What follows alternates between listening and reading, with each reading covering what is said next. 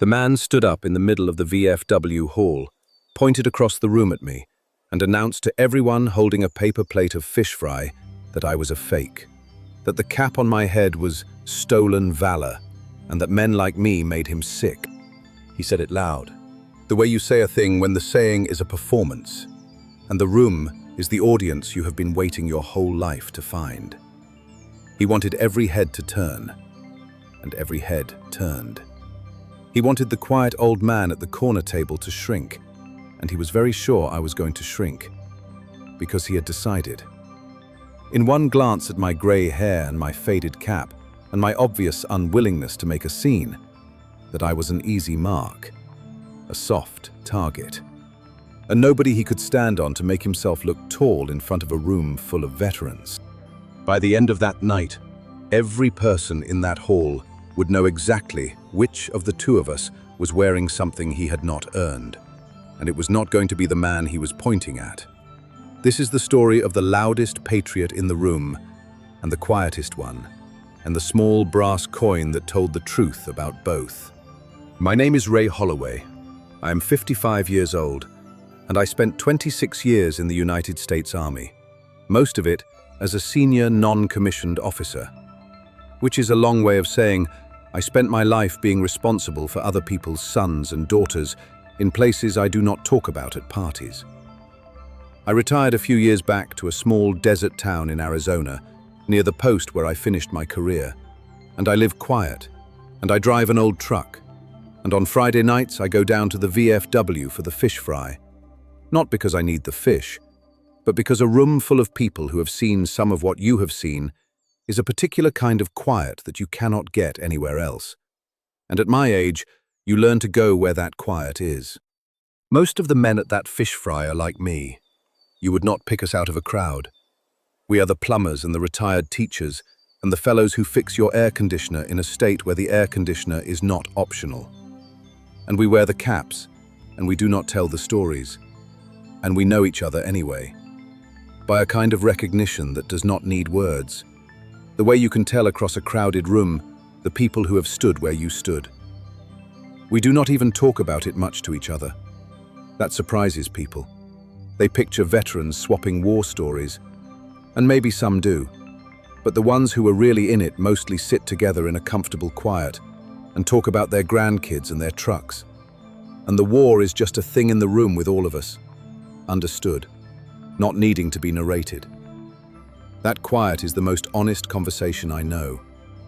It is also the exact thing a man like Cody Vance can never join, no matter how many patches he buys, because the price of admission to it is the one thing he never paid, and some part of him knows that, and I have come to think that knowing is the engine under all the noise. I do not wear my medals. I have them in a drawer, and they are not a small collection, and that is all I will say about them. Because the men who earned the right to a drawer like mine almost never open it for anybody. And the ones who talk the most about what is in theirs usually have the least. The only thing I wear is the cap. It is a plain, sweat-faded ball cap with my old unit's crest on it, the kind 1,000 old soldiers wear, and it does not say anything about medals or valor or anything else.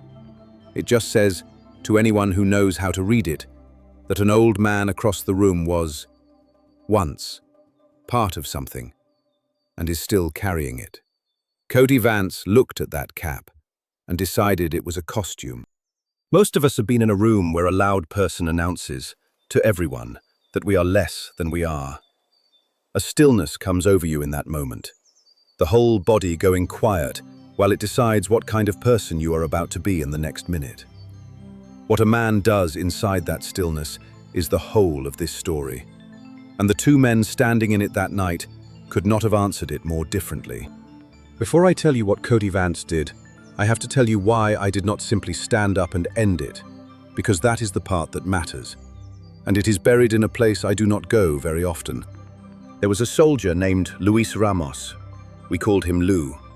He was 19 years old when he was assigned to me, a skinny kid from a border town not far from where I live now, with a laugh you could hear across a motor pool, and a way of making the worst days survivable that I have never seen in another human being before. or since. I was his sergeant. That means he was mine, in the way that the army means it, which is a way civilians do not quite have a word for. Somewhere between a son and a younger brother, and a thing you would die for without thinking about it. On a road I will not name, on a day I have replayed more times than I have replayed any other day of my life, a vehicle I was in took a blast that should have killed everyone in it. And in the smoke and the ringing and the parts of it I still cannot put in order, it was Lou who pulled me out. He got me clear. He went back for the others. And he did not come back from going back. He was 20 years old. He had a coin in his pocket. A challenge coin, the kind units make. This one stamped with our crest and a number that meant something only to us. And they gave it to me afterward, with the rest of what was in his pockets. And I have carried it every day since. It is in my pocket right now. It has been in my pocket at 2 weddings and 1 divorce, and the births of children who will never know why the old man cried at them. And it is the realest thing I own, and it is the reason I do not perform any of this for anybody. I have turned that coin over in my pocket 10,000 times, in waiting rooms and at gravesides, and at red lights for no reason at all, and the edges of it have gone soft from the turning, and every soft edge is a day Lou did not get to have. Because here is the thing about the cap, and the drawer, and the coin. Lou Ramos does not get to be at the VFW on Friday nights. Lou Ramos does not get to be old and grey and quiet in a corner with a paper plate of fish. He gave that, all of it. Every Friday night he was owed, so that I could have mine. And a man does not take a thing that was bought at that price and wave it around a room to win an argument with a fool. The medals stay in the drawer, and the record stays in my mouth, and the grief stays mine. Not because I am humble, but because the alternative is to spend Lou's blood on my own ego, and I would sooner cut my own hand off. So when Cody Vance pointed at me and called me a fake, every instinct I have built over 26 years told me to stay in my chair and say nothing. Because the men who have the most to say have already said it, in places where there was no audience and no applause, only the work. Let me tell you about Cody Vance, because you have met him, even if you have not met him. He came into the VFW that night the way he came into every room, loud and early and certain, in clothes that cost a great deal of money to look like they had been to war. He had the boots and the watch and the beard and the discreet little patches and pins that, to someone who does not know, look like a resume, and to someone who does, look like a man who bought his resume at a gun show. He was perhaps 45. He had a way of arriving at a table that was already occupied and making it his, a way of turning every conversation toward a story in which he was the hero. And the stories were something, let me tell you, the kind of operations that do not happen, in places he pronounced wrong, with details a real one would never give and a real one would never need to. He had been coming to that post for a while, I gathered, working a particular angle, because Cody Vance had learned that in a town built around a military base, a man who could pass as a decorated veteran could collect a great deal. There were the discounts, which he took everywhere and loudly. There was the small business he ran, veteran-owned, it said, with the flag in the logo. There was, I would learn later, an online fund for his service-connected struggles that strangers had been quietly feeding for 2 years. Cody Vance had built an entire life on a uniform he had never been issued. And like all such men, he had grown comfortable, and comfortable men get careless, and careless men eventually pick the wrong corner table. I want you to understand that Cody Vance was not a harmless eccentric in a costume, because being treated as a sad joke is exactly how these men get to keep operating. He was a thief.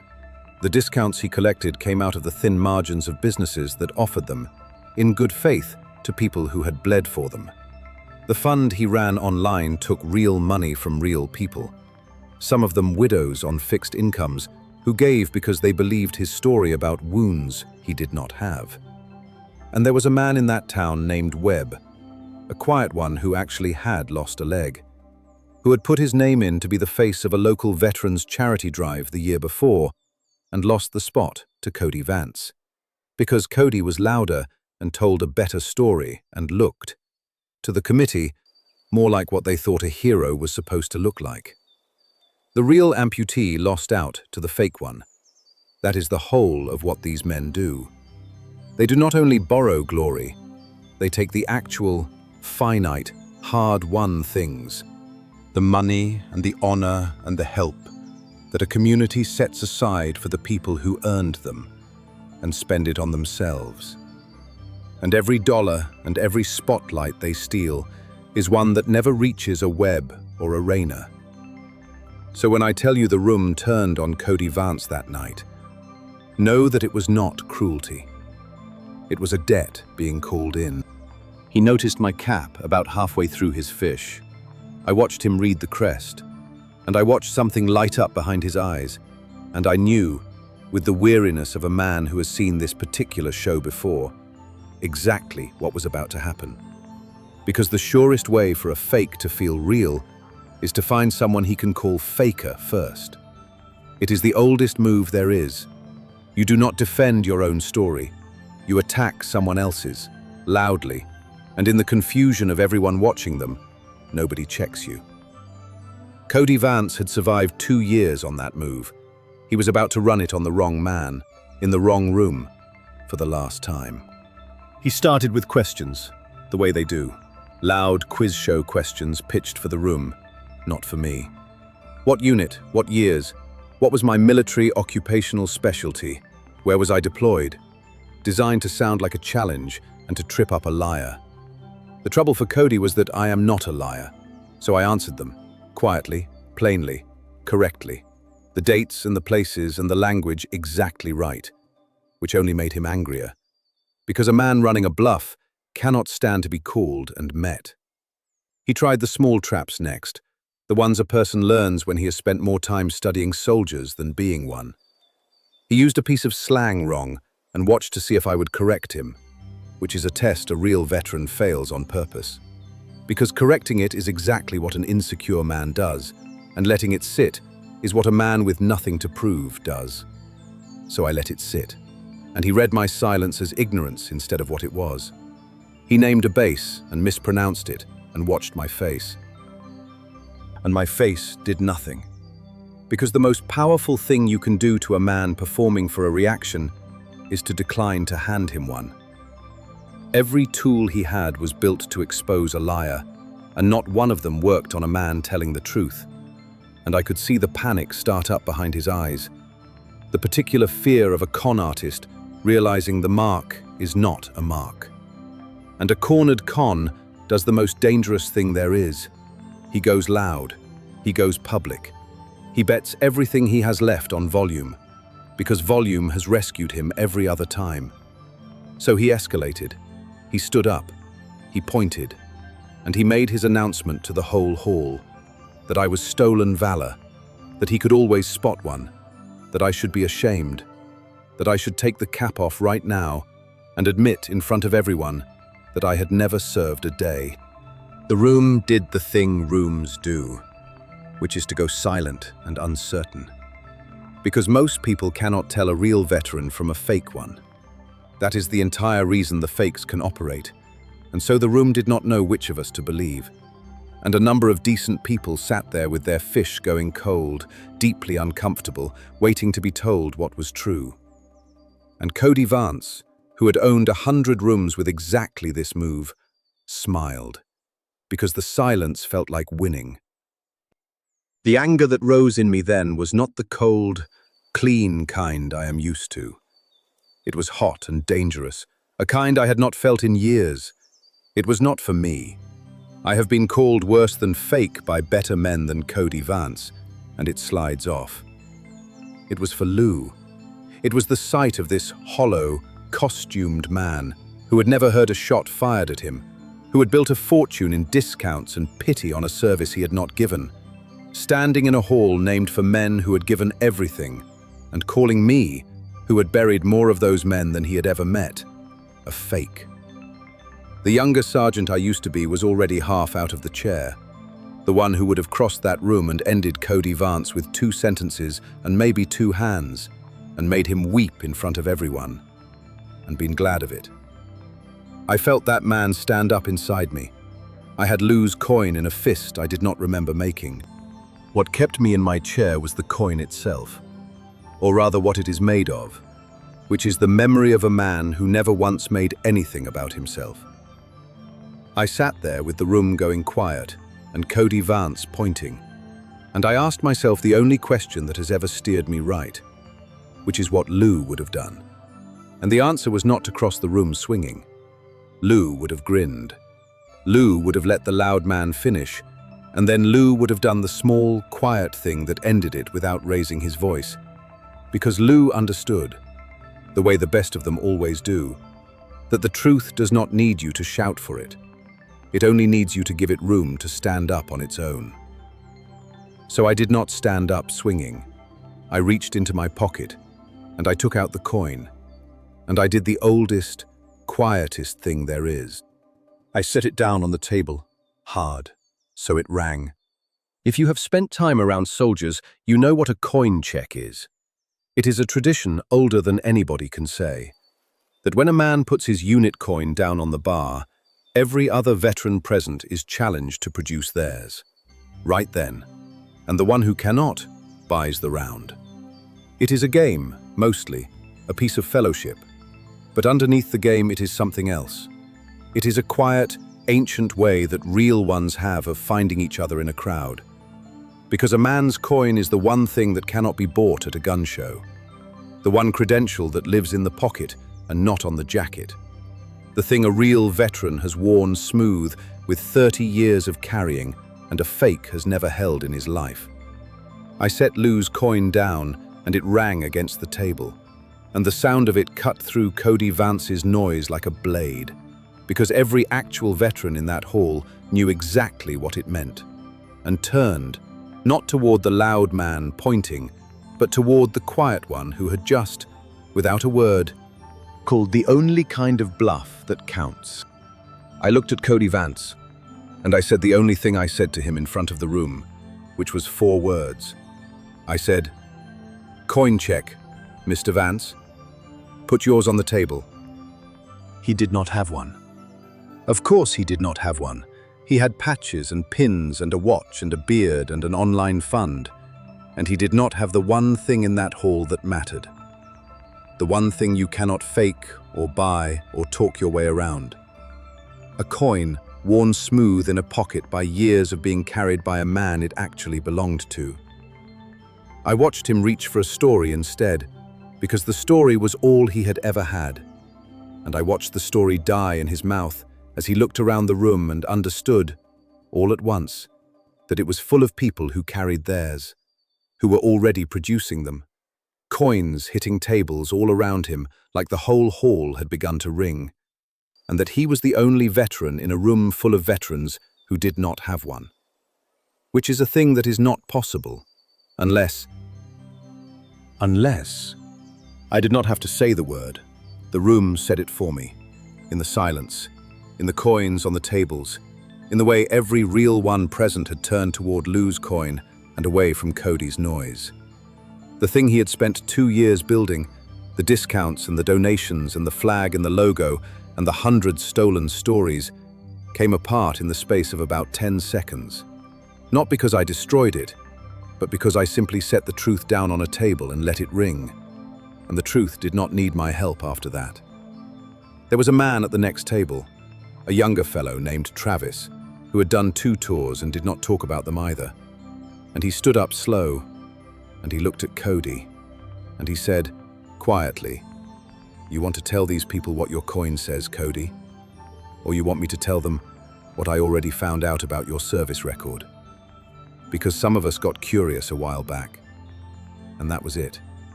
That was the whole reckoning. It did not need a fist. It needed a coin and a question, and a room full of people who had finally been given permission to believe what most of them had quietly suspected for months. What I remember most is not Cody's face, though I will not forget it. It is the sound, It is the sound of coins coming out all over that hall, one after another. A soft, irregular ringing as old men and young ones reached into their pockets and set their own down on the tables in front of them. Not as a challenge anymore, but as a kind of answer, a quiet roll call of the real. Each coin was a man saying, without a word, "I am here, and I carried mine, and I see what just happened." Nobody organized it.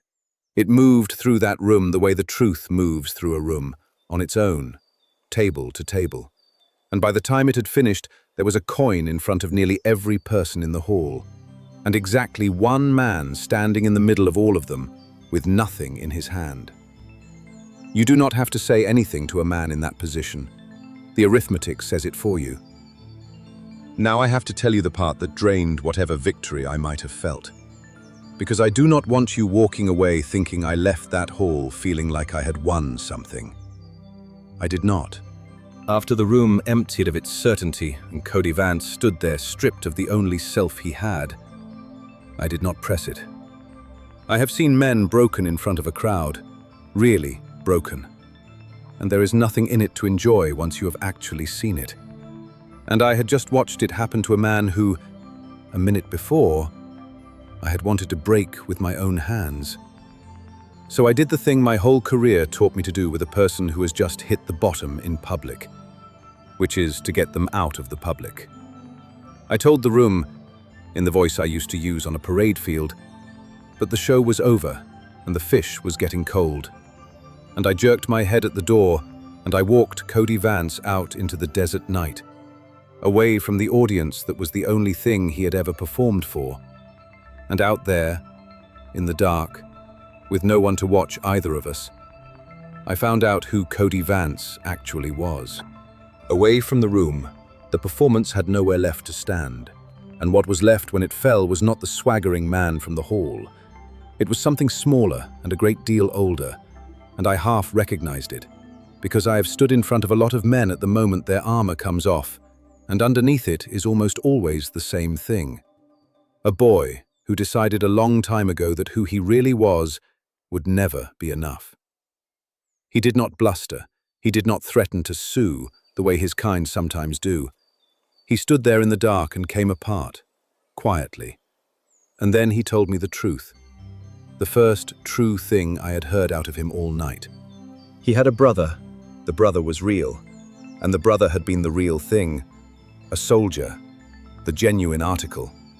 And the brother had been killed, years ago, in a war Cody was too young for, and then, when he was old enough, could not get into, because Cody Vance had tried to enlist 3 times and been turned away every time for a medical thing he could not fix, and was ashamed of past speaking. So the brother had gone and served and died a hero, and Cody had stayed home, rejected, the soft one, the one who could not pass the physical, the living brother in a family that talked about the dead one like a saint.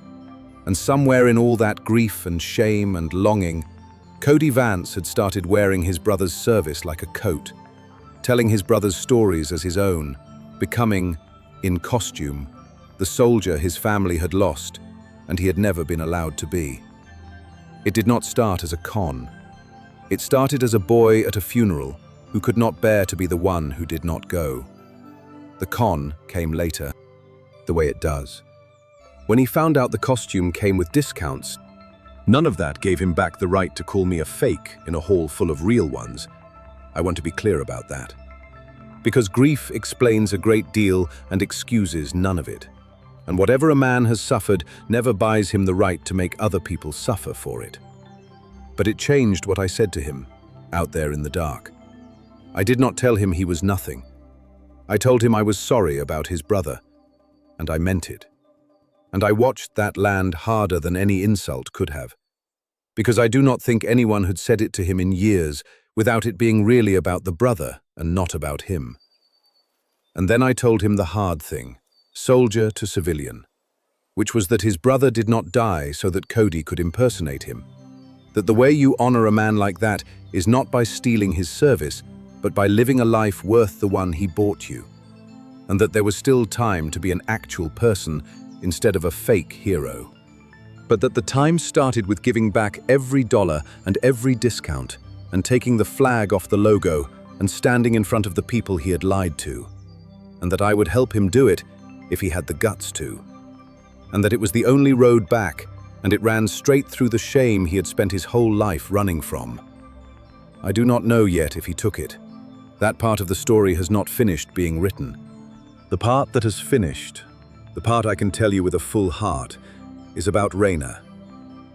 There was a young woman tending the bar that night, 26 years old, named Raina Castillo, and she had watched the whole thing from behind the taps with an expression I recognized. Because Raina is the real thing too, an army combat medic with a year in Afghanistan behind her and a chest she could fill with her own drawer of medals if she were the type, which she is not. And here is what almost nobody in that town knew. Because Raina does not look like what people have decided a combat veteran looks like, which is to say, she is young, and she is a woman, and she is quiet about it.